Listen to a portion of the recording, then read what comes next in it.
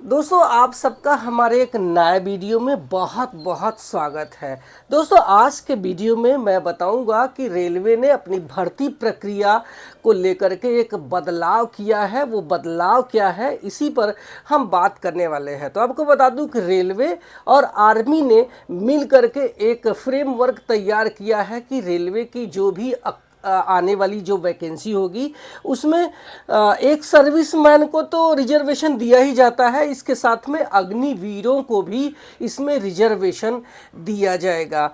तो आपको माइंड में ये चल रहा होगा कि ये अग्निवीर क्या होते हैं। तो बहुत सारे लोगों को मालूम होगा कि अग्निवीर क्या होते हैं और बहुत सारे लोगों को नहीं मालूम होगा।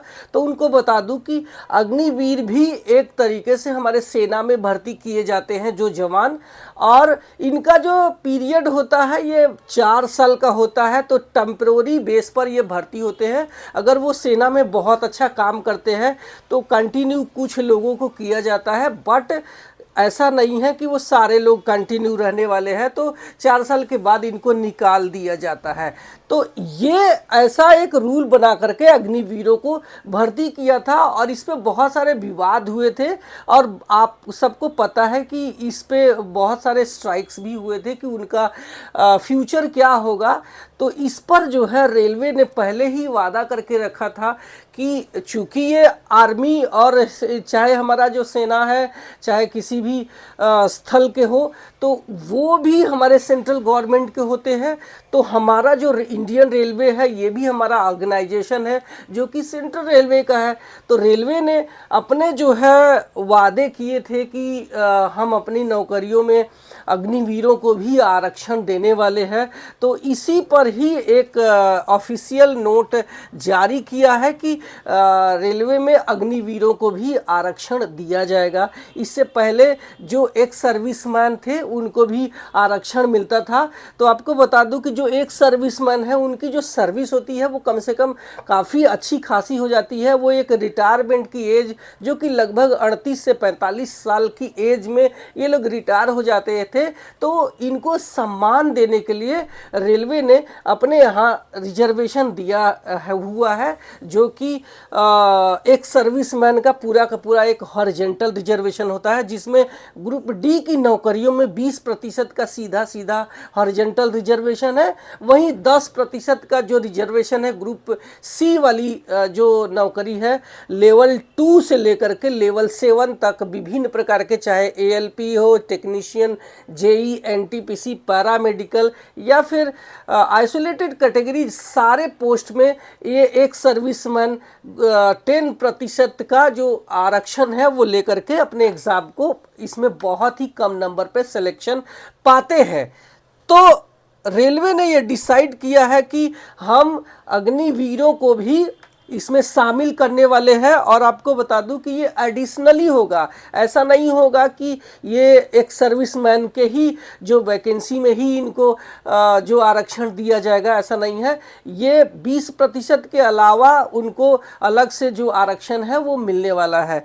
तो इसी पर देखते हैं कि इसमें क्या है। बताया है रेलवे ने कि 5,000 पोस्ट तो ऑलरेडी जो रेलवे है कॉन्ट्रैक्ट बेसिस पर पॉइंट्समैन के रूप में एक सर्विसमैन को ले लिया है। आपको बता दूं कि एक सर्विसमैन की भी जो भर्ती होती है वो कॉन्ट्रैक्ट बेसिस पर भी होती है, जो कि हमारे रेलवे के पॉइंट्समैन जो स्पेशली गेट पर ड्यूटी करते हैं उन पर ड्यूटी लगाई जाती है इनकी, लेकिन वो कॉन्ट्रैक्ट बेसिस पर होता है। वो परमानेंट ऐसे एम्प्लॉइज़ नहीं होते हैं कि अब आपको एक बार लग गए तो आपको एटलीस्ट 60 साल तक काम करना, ऐसा नहीं है। तो वो एक कॉन्ट्रैक्ट बेसिस पर इसकी नोटिफिकेशन आती है जो कि इसमें 5,000 भर्ती किया है। अगला इन्होंने बताया कि रेलवे ने रिजर्व जो है पोस्ट किया था एक सर्विसमैन का, जिसमें टोटल 14,788 पोस्ट सिर्फ और सिर्फ एक सर्विसमैन को दिए गए,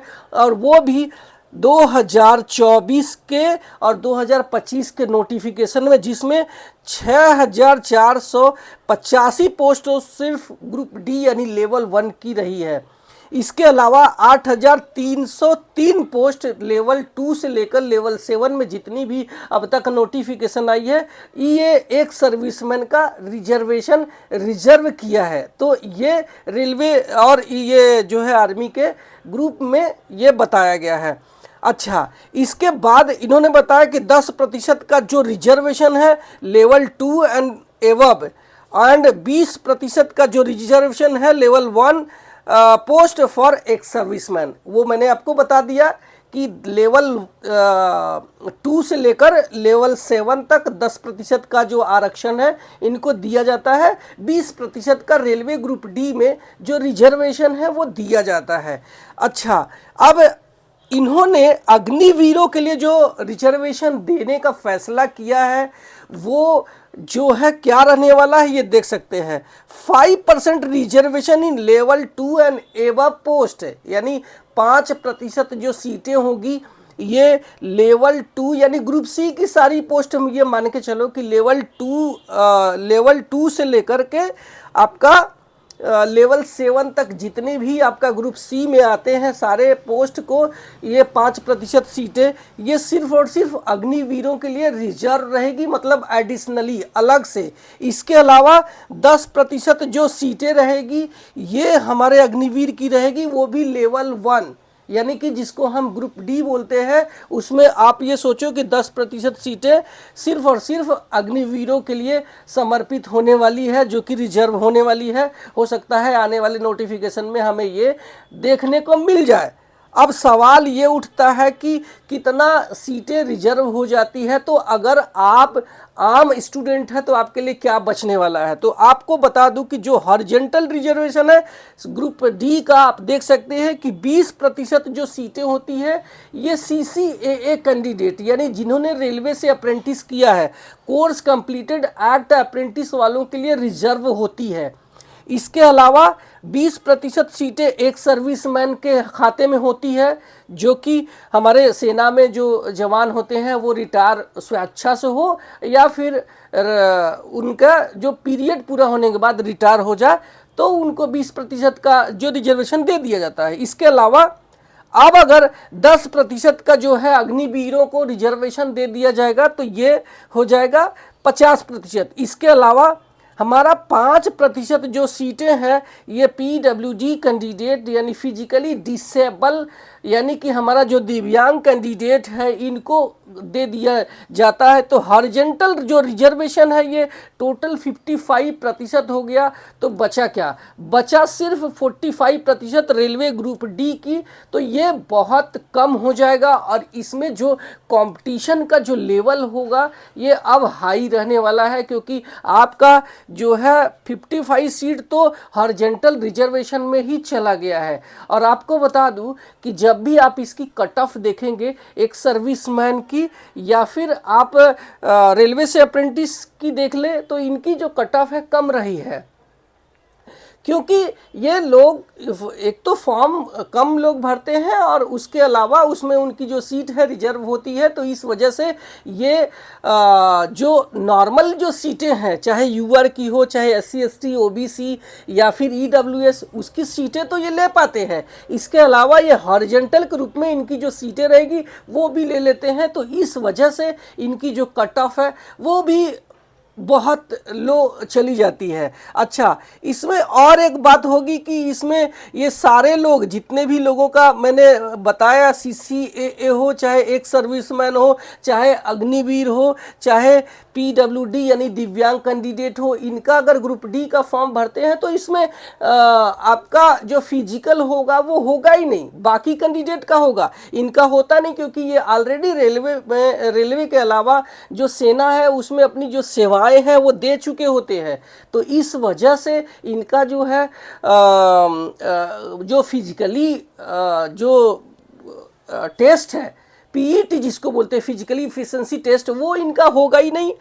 तो ये बहुत ही मतलब आसानी से इसमें भर्ती होने वाले हैं। इसके अलावा ग्रुप सी की जितनी भी नौकरियां होगी उसमें 10% तो एक सर्विसमैन लेके गए और 5% जो है हमारे अग्निवीर लेके जाएंगे, तो 15% जो हॉरिजॉन्टल सीटें यही रहने वाली है।